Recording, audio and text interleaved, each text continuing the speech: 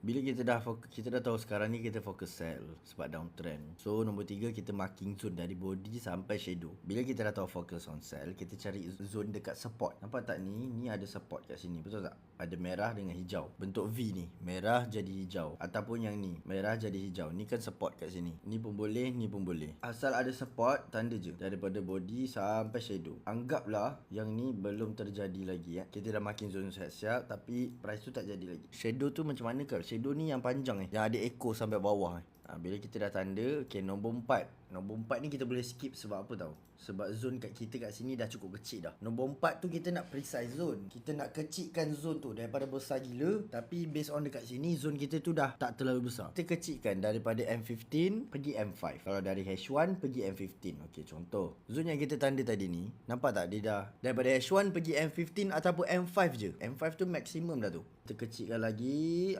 Kita ambil macam ni je. Sebab apa? Sebab dekat M15 ini je body sampai shadow M15. Okay, dah cukup.